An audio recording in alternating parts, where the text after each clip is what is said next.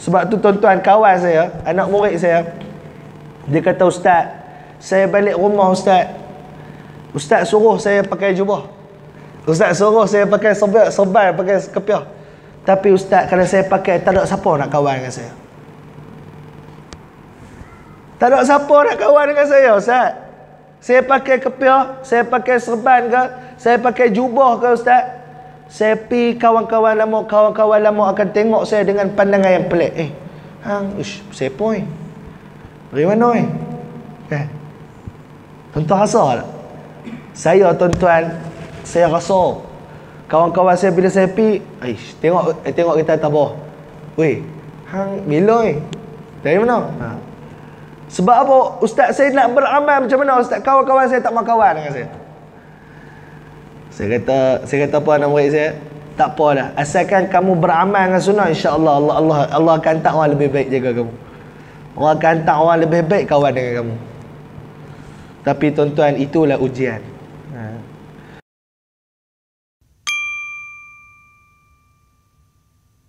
Alhamdulillah, pertama dan selamanya syukur kepada Allah Subhanahu wa taala.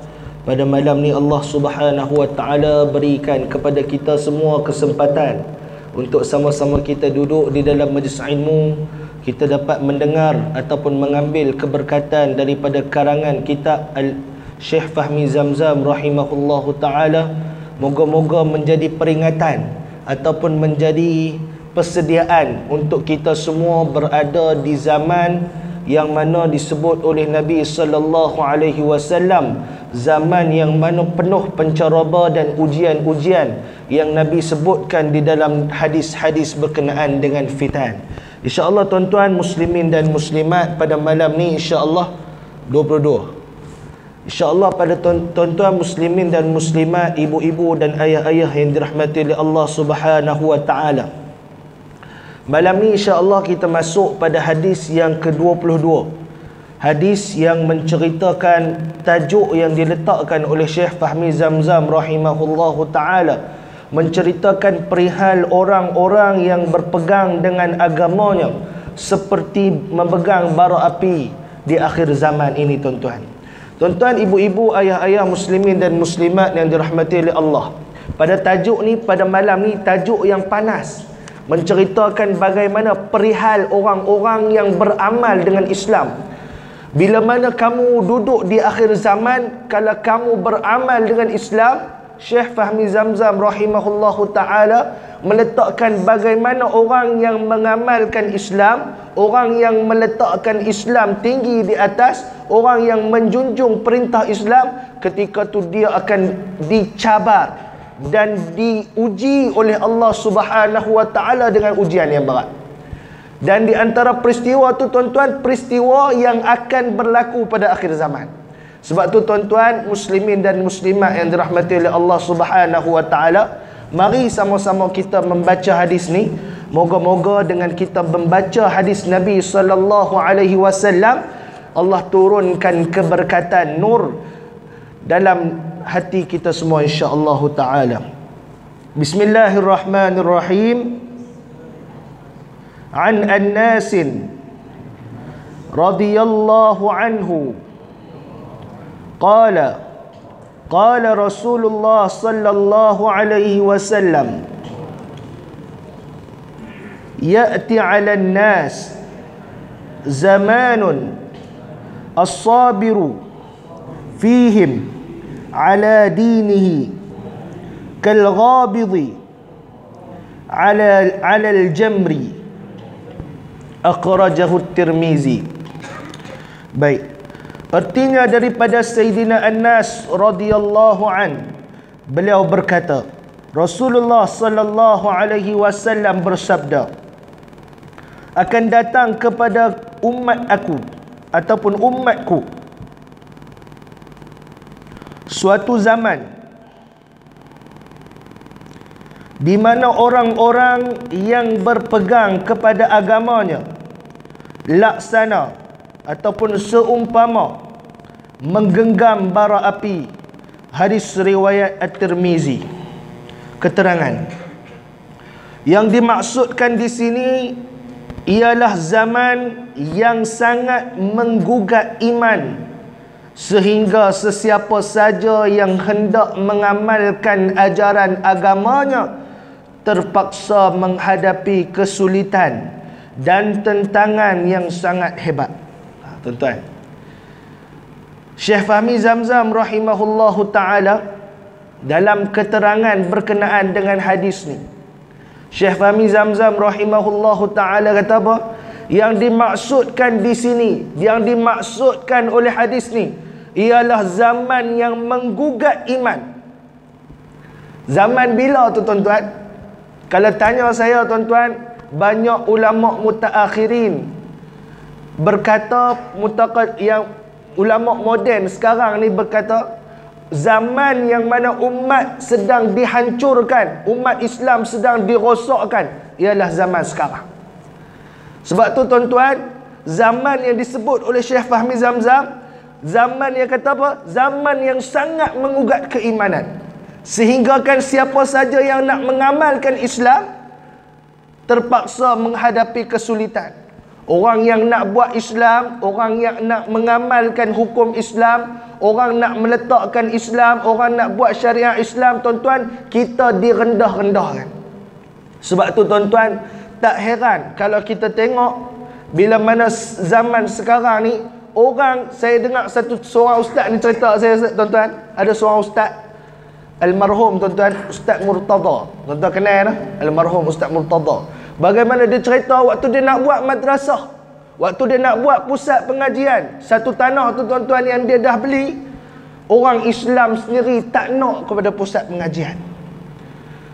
Hebat tuan-tuan ujian ni. Sebab apa? Menggugat keimanan orang. Sampai suatu ketika orang nak buat pusat pengajian pun dibenci. Bukan orang kafir yang benci, tapi orang Islam. Sebab apa?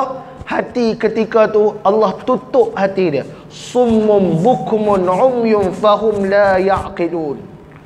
Sebab tu tuan-tuan muslimin dan muslimat, inilah zaman yang dimaksudkan oleh para ulama.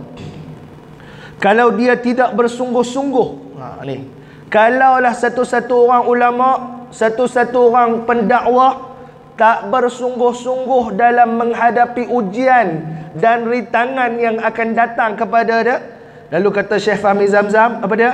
Kalaulah dia tidak bersungguh-sungguh, pasti agamanya terlepas daripada genggamannya. Sebab tu tuan-tuan, saya ada mahat tafiz, saya selalu nasihat anak murid saya, kamu balik rumah, jaga Islam kamu, jaga apa yang sunnah yang kamu beramal. Tetapi tuan-tuan, susah akhir zaman. Manusia hanya boleh beramal ketika mana? Ketika mana duduk di depan orang ramai. Saya kata ke anak murid, saya kata, kamu balik beramal lah. Apa yang kamu pakai di sini, pakai di rumah.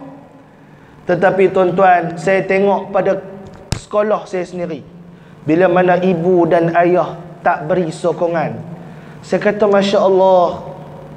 Saya kata dalam hati ni, saya kata tuan-tuan ni, ibu ayah main sekolah pakai seluar pendek. Tuan-tuan harap dia mengharapkan anak dia supaya pakai jubah di madrasah. Balik tuan-tuan rasa anak dia pakai jubah lagi ke? Ayah main sekolah pakai seluar pendek, ayah main sekolah pegang rokok di tangan. Oi ustaz, macam mana ustaz? Anak saya okey mengaji?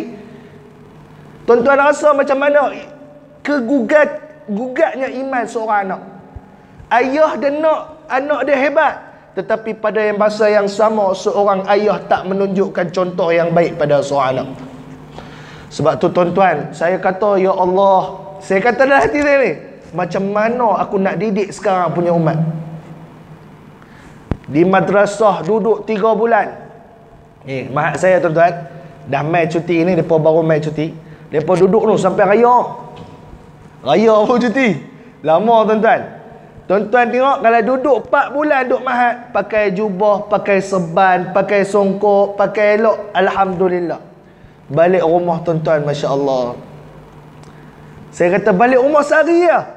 Kalaulah tak kuat iman dia akan dimonopoli oleh kawasan sekeliling dia. Sebab tu saya kata ke anak-anak yang tahfiz, anak-anak tahfiz saya tuan-tuan, yang duduk kelas saya ni, yang duk hafal dengan saya kata apa?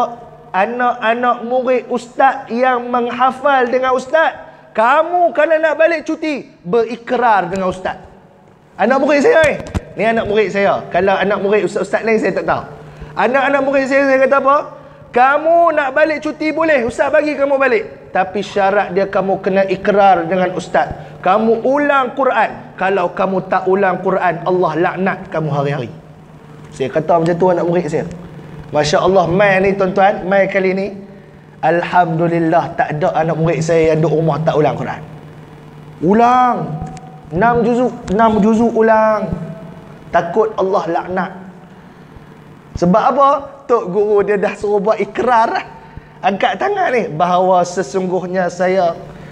Sebab apa tuan-tuan saya buat macam tu pada anak murid saya? Sebab saya takut ni, zaman ni bila kamu duduk di dalam jemaah, kamu duduk di tempat yang baik, kamu akan jadi baik. Tapi kalau kamu keluar ke tempat yang tak dapat kontrol keimanan kamu, kamu akan tergugat. Sebab tu tuan-tuan, Syekh Fahmi Zamzam kata apa?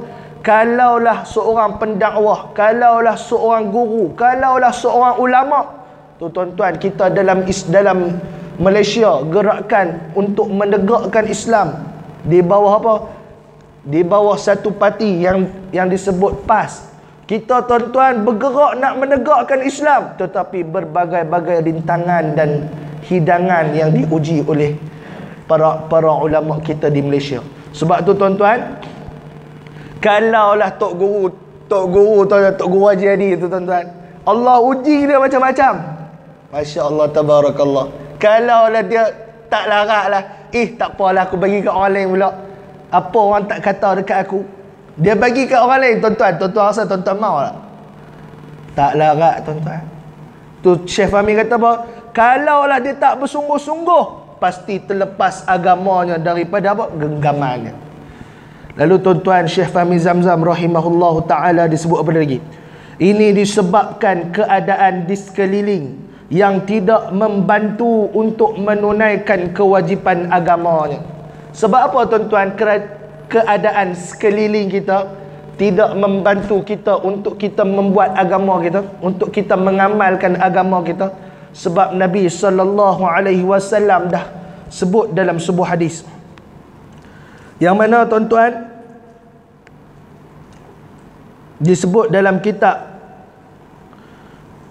satu kitab 400 hadis akhir zaman tuan-tuan, yang mana Abdullah bin Mas'ud radhiyallahu an berkata, kaifa antum idza labisatkum fitnatun yahramu fiha al-kabir wa yarbu fiha as-saghir wa yattaqidhuha an-nas sunnatan fa idza ghayyirat qalu ghayyirat sunnatan qalu wa mata dhalika ya aba abdirrahman qala idza kasurat qurra'ukum wa qallat fuqaha'ukum wa kasurat amarukum wa qallat amanaukum wal tumisat dunya bi'amalil akhirah. Ni kata Abdullah ibnu Mas'ud. Dia kata apa?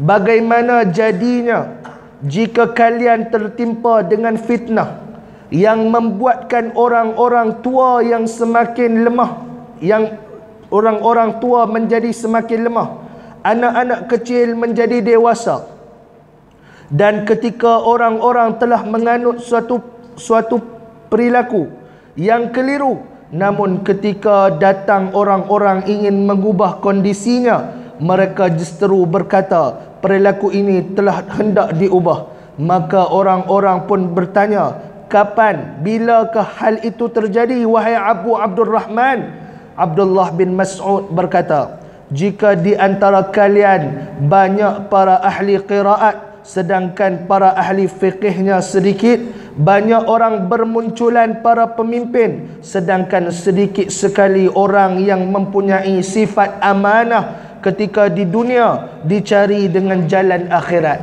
Tuan-tuan, Abdullah bin Mas'ud dia sebut apa? Ketika mana kamu akan tengok manusia yang alim, manusia yang hebat akan banyak tak ada.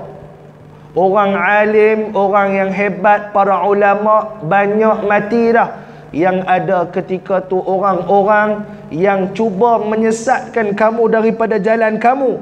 Ketika tu apa? Kata Ibnu Mas'ud, ketika itu dunia yang dicari dengan jalan akhirat. Ketika tu manusia bila mana tak ada orang alim mencari dunia menggunakan akhirat. Sebab tu tuan-tuan muslimin dan muslimat yang dirahmati oleh Allah, tak heran bila mana kita tengok manusia tak boleh beramal dengan Islam, tak boleh nak beramal dengan pemakaian apa yang Islam suruh, tak boleh nak beramal, tak boleh nak sebarkan Islam. Sebab apa tuan-tuan? Nabi sallallahu alaihi wasallam sebut dalam sebuah hadis, al-Islamu ghariban. Kata Nabi sallallahu alaihi wasallam, sungguh Islam itu datang dalam keadaan gharib, dalam keadaan asing. Lalu kata Nabi sallallahu alaihi wasallam, wa sayaudu qariban, dan beruntunglah orang-orang yang asing itu. Fatuba lil ghuraba, Islam akan datang dalam keadaan asing dan akan kembali asing. Sekarang ni tuan-tuan. Lalu fatuba lil ghuraba, kata Nabi sallallahu alaihi wasallam, beruntunglah orang-orang yang mana tergolong di kalangan orang-orang yang asing itu. Sebab tu tuan-tuan, kita nak amal Islam, anak-anak kita tuan-tuan jaga sungguh-sungguh. Jaga sungguh-sungguh anak-anak kita tuan-tuan, jaga sungguh-sungguh. Sebab apa? Sebab sekarang di zaman orang takut nak beramal dengan Islam. Takut nak beramal dengan Islam. Sebab apa? Sebab orang akan tengok Islam ni dalam keadaan apa orang kata apa? Dalam keadaan orang yang beramal akan kata, orang akan kata hang ni konyol lah, ataupun orang ni terlepas zaman lah. Orang kata apa? Orang akan kata hang ni zaman bila ni. Sebab tu tuan-tuan, kawan saya, anak murid saya, dia kata, ustaz, saya balik rumah ustaz suruh saya pakai jubah, ustaz suruh saya pakai serban, pakai kepiah. Tapi ustaz, kalau saya pakai, tak ada siapa nak kawan dengan saya. Tak ada siapa nak kawan dengan saya, ustaz. Saya pakai kepiah, saya pakai serban ke, saya pakai jubah ke ustaz, saya pi kawan-kawan lama akan tengok saya dengan pandangan yang pelik. Hang, siapa ni? Dari mana ni? Tuan-tuan rasa tak? Saya tuan-tuan, saya rasa kawan-kawan saya bila saya pi, tengok kita atas bawah. Weh, hang bila ni? Dari mana? Sebab apa? Ustaz, saya nak beramal macam mana ustaz? Kawan-kawan saya tak mau kawan dengan saya. Saya kata apa anak murid saya? Tak apalah, asalkan kamu beramal dengan sunnah, insya-Allah Allah akan hantar orang lebih baik jaga kamu. Allah akan hantar orang lebih baik kawan dengan kamu. Tapi tuan-tuan, itulah ujian. Lalu tuan-tuan muslimin muslimat yang dirahmati oleh Allah Subhanahu wa taala, kata Syekh Fahmi Zamzam, ini disebabkan keadaan di sekeliling yang tidak membantu untuk menunaikan kewajipan agama. Guru saya kata apa? Orang yang bermusafir, satu kereta 5 orang tak semayang, seorang semayang. Tentu rasa seorang tu semayang tak? 5 orang tak semayang dalam kereta, seorang dia semayang. Bayang dia. Kalau iman dia kuat tuan-tuan, mungkin dia semayang. Tapi main dengan akhir zaman ni tuan-tuan, kalau seorang tak kuat, tu kita tuan-tuan suasana. Carilah tempat yang mana kita duduk, kita ingat pada Allah. Carilah tempat bila mana kita duduk, kita tenang, selamat daripada maksiat. Kalau kita duduk dengan orang-orang yang fasik, ketika tu kita sedang menghampiri kepada fasik. Tapi kalau kita duduk dengan orang-orang yang beriman, kita sedang berada di kalangan golongan yang menghampiri kepada syurga. Sebab tu tuan-tuan, insya-Allah. Lalu kata Syekh Fahmi Zamzam, bahkan apa yang ada di sekelilingnya, apa yang ada di sekeliling kita mendorong untuk dia berbuat maksiat dan perkara-perkara yang dapat meruntuhkan akidah dan keimanan, paling kurang menyebabkan kefasikan. Keadaan ini menggambarkan bahawa orang Islam tersepit dalam melaksanakan tuntutan agamanya, di samping tidak mendapat kemudahan yang sewajarnya. Sebab tu tuan-tuan, tak heran pada tajuk kita pada malam ni, hadis yang membicarakan bagaimana orang yang nak beramal dengan Islam susah dan periknya. Sebab tu tuan-tuan muslimin dan muslimat yang dirahmati oleh Allah Subhanahu wa taala, Allahumma salli ala Muhammad. Dalam hadis ni dapat kita ambil pengajaran suasana pengamalan Islam pada akhir zaman. Orang yang nak beramal takut dihina, takut dikata ataupun difitnah. Itulah suasana yang akan terjadi pada akhir zaman ni. Lalu tuan-tuan, insya-Allah kita masuk pada hadis yang ke-23. Hadis yang 23 menceritakan pengkhianat. Hoi, awak tajuk panah belaka ni. Pengkhianat dikatakan jujur, dan yang jujur dikatakan pengkhianat. Ni macam mana ni? Ni kalau kerajaan dengan kerajaan kita ni macam mana ni? Sebelum nikah mengatanya macam mana? Sebelum nikah kerajaan kita ni tuan-tuan, apa dia tak kata? Lepas nikah tuan-tuan, senyap. Senyap sepi. Tuan-tuan faham dah. Saya tuan-tuan, dulu saya main kuliah bulan 10, bulan 11 tak main. Saya main sebelum kerajaan bertukar. Dah main kerajaan dah bertukar. Tuan-tuan faham-faham lah. Pengkhianat dikatakan jujur, dan yang jujur dikatakan pengkhianat. An Abi Hurairah radhiyallahu anhu qala Rasulullah sallallahu alaihi wasallam, sayati 'ala an-nas sanawatun qadda'atun yusaddaqu fiha al-kadhib wa yukadhabu fiha as-sadiq wa yu'tamanu fiha al-qa'inu wa yuqawwanu fiha al-amin wa yantiqu fiha ar-ruwaybidah.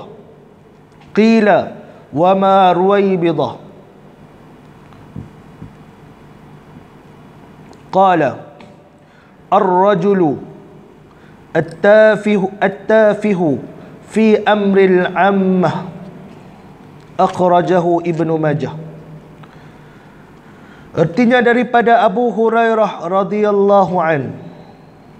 Abu Hurairah ni siapa dia? Abu Hurairah antara Ahlus Sufah, sahabat yang Ahlus Sufah.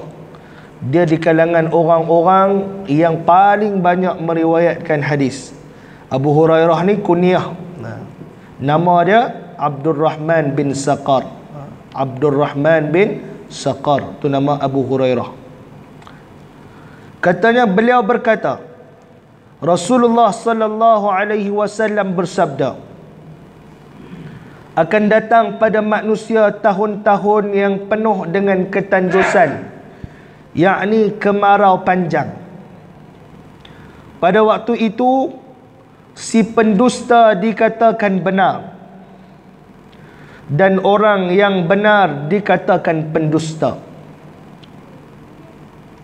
Pengkhianat akan disuruh memegang amanah, yakni diberi jawatan, dan yang amanah dikatakan pengkhianat, yakni tidak diberi jawatan. Dan yang berpeluang berbicara hanyalah golongan Ruwaybidah. Sahabat bertanya, apakah Ruwaybidah itu wahai Rasulullah? Nabi SAW menjawab, orang yang kerdil dan sebenarnya dia hina dan tidak mengerti mengurus orang ramai. Hadis riwayat Ibnu Majah. Tuan-tuan, kalau kita baca hadis ni tuan-tuan, inilah peristiwa yang sedang berlaku sekarang.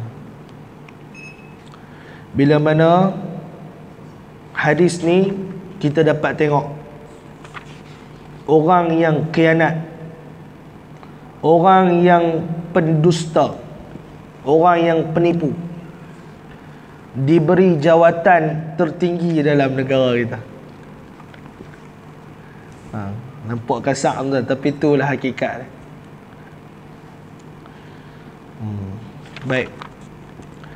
Syekh Fahmi Zamzam radhiyallahu an, katanya, keterangan, zaman yang disebut tadi adalah zaman ketandusan dari segi material dan juga tandus dari segi pemikiran.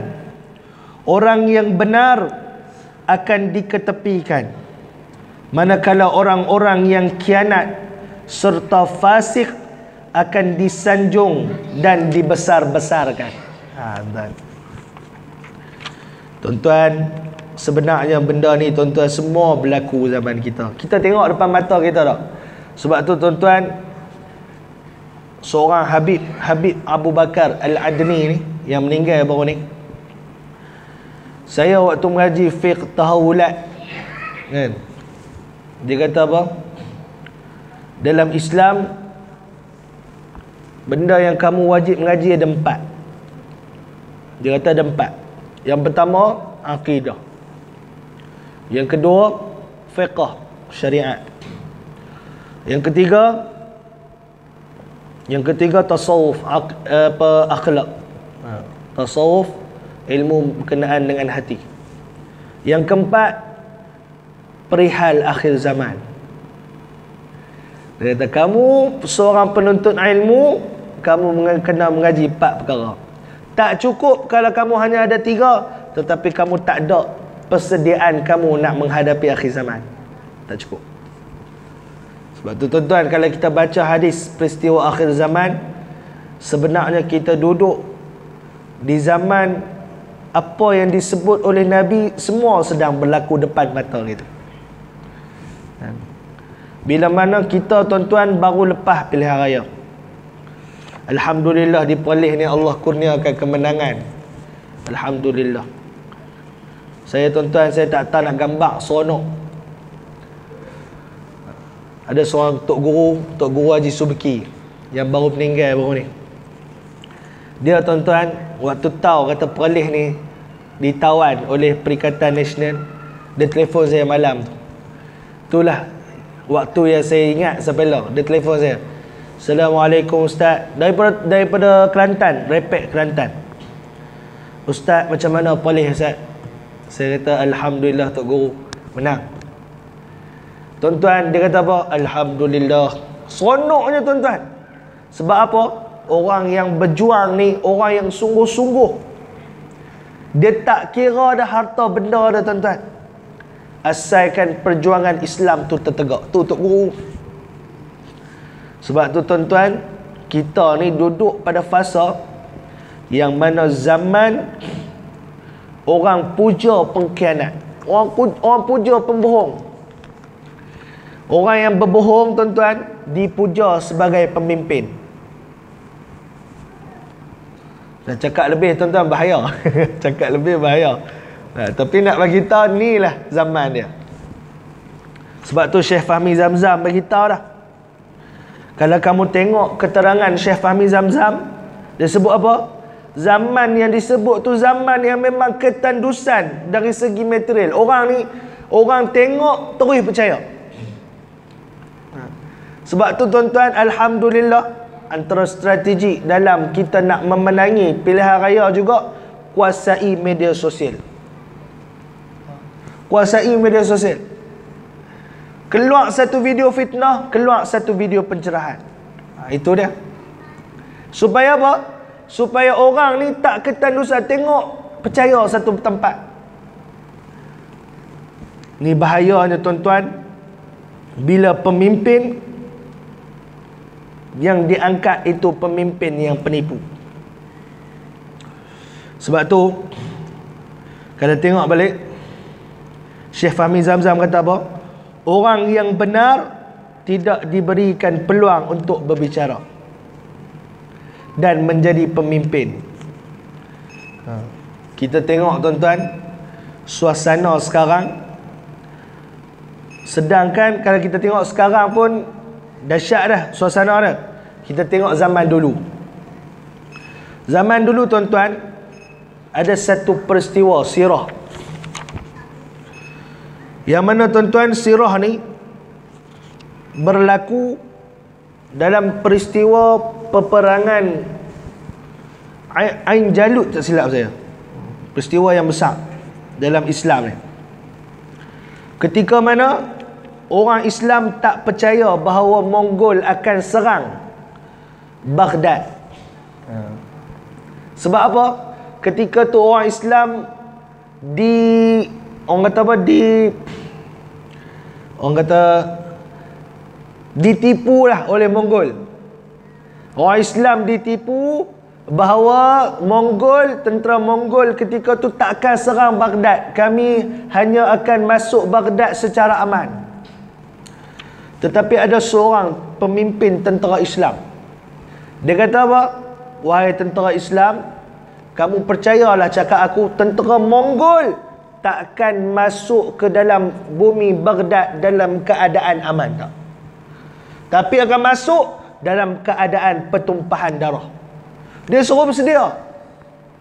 Tetapi ketika tu tentera Islam dan pemimpin-pemimpin Islam dimakan dengan suapan harta yang banyak, ditipu oleh pemimpin-pemimpin Mongol. Masuknya tentera Mongol di Baghdad ketika tu, berlakunya satu peristiwa yang sangat-sangat menggerikan. Tentera Mongol tuan-tuan bunuh, tak kira hang perempuan, tak kira hang anak kecil, tak kira hang lelaki, bahkan lagi dibunuh dengan kejam oleh tentera Mongol. Tuan-tuan boleh baca peristiwa peperangan Ain Jalut. Sangat-sangat orang kata apa, berduka cita orang Islam ketika tu. Sebab apa? Bumi Islam zaman tu, manusia ni khalifah-khalifah sedang orang kata apa, ditutupi dengan mata keduniaan. Itulah zaman dia. Zaman ketika mana peperangan Mongol tu. Sejarah yang mana Hulagu Khan tu. Kalau tuan-tuan baca sejarah dia, dahsyatnya penindasan yang dilakukan oleh tentera Mongol kepada Islam. Tetapi tuan-tuan, itulah dengan izin Allah juga Islam bangkit daripada tentera Mongol juga. Tentera Mongol ada, selepas tu kalau tuan-tuan baca sirah, ada di kalangan tentera Mongol yang masuk Islam. Masya Allah, tabarakallah, mereka juga yang mengangkat Islam. Sebab tu tuan-tuan, inilah cerita bagaimana pengkhianat ni jaga. Lantik pengkhianat jadi pemimpin, ketika tu kamu akan dibohongi oleh pengkhianat. Sebab tu pemimpin ni jangan buat main. Dalam kuliah saya, dekat satu tempat saya kuliah, saya kata apa, pemimpin yang memberikan, dalam sebuah hadis Nabi sebut, pemimpin yang memberikan janji palsu kepada rakyatnya, kalau mati dia tak tunaikan janji dia sebelum dia mati, dia mati dalam keadaan Allah haramkan syurga bagi dia. Sebab tu tak boleh main jadi pemimpin ni. Cakap kamu nak bagi apa-apa pun pada rakyat, cakap benda yang kamu mampu bagi, jangan kamu tipu. Sebab tu inilah tanggungjawab dan amanah seorang pemimpin. Kalau kita lantik pengkhianat, kita akan dapat pengkhianat. Sebab tu tuan-tuan, guru-guru dulu, tok-tok guru dulu kata apa? Kalau yang naik tu pencuri, maksud dia ramailah geng-geng pencuri yang nak dia. Tapi kalau yang naik tu ulama, insya-Allah tuan-tuan, dunia Islam semakin menghampiri kepada kemenangan, insya-Allah. Jadi tuan-tuan, saya rasa cukup takat tu tazkirah saya pada malam ni. Saya pun tuan-tuan kurang sihat. Malam ni kurang sihat, memang kurang sihat sangat-sangat. Tapi alhamdulillah boleh mai juga. Mai ke tempat tuan-tuan, boleh mai bagi kuliah, boleh cakap 2 hadis. Alhamdulillah, moga-moga tuan-tuan dapat kita bersedia untuk kita menghadapi apa yang akan datang. Tambah-tambah pula tuan-tuan, kita ni terdepan jangkaan. Kita akan menghadapi satu zaman, satu masa yang kegawatan ekonomi. Jadi tuan-tuan bersedia. Bersedia dengan apa? Bukan hanya bersedia dengan harta, tapi bersedia dengan keimanan hati. Bersedia dengan kekuatan amalan kita. Sebab kita tak tahu apa akan jadi lepas ni tuan-tuan. Sebab tu tuan-tuan, guru-guru saya duk pesan dah pada anak-anak murid, jaga-jaga kita akan hidup di zaman yang mana kamu akan tengok manusia yang miskin akan semakin miskin. Manusia yang miskin sanggup menggadaikan agamanya untuk harta yang sedikit. Itulah zaman. Guru saya pesan lah, wahai anak-anak murid, jaga, jangan sampai agama kamu digadai oleh dengan harta yang sedikit. Walaupun dengan harta yang banyak sekalipun, jangan pernah kamu gadaikan agama kamu. Tu pesan guru-guru saya tuan-tuan, jaga-jagalah, berhati-hatilah. Kita nak duduk di zaman kegawatan ekonomi. Kita kena bersedia dengan amalan, bersedia dengan buat amal soleh banyak-banyak. Moga-moga dengan kita buat amal soleh, Allah jaga kita daripada fitnah suasana yang akan datang kepada kita, insya-Allah taala. Jadi tuan-tuan muslimin muslimat, saya rasa cukup takat tu tazkirah saya pada malam ni.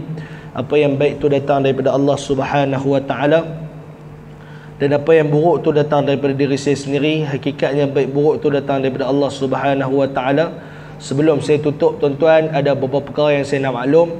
Yang pertama, Ma'had saya tuan-tuan sedang buka sesi pendaftaran pelajar bagi sesi 2023. Tuan-tuan yang berminat untuk daftar anak-anak tuan-tuan bermula umur 10 tahun. Bermula umur 10 tahun hingga umur 15 tahun. Tuan-tuan yang berminat boleh dapatkan borang pendaftaran, insya-Allah.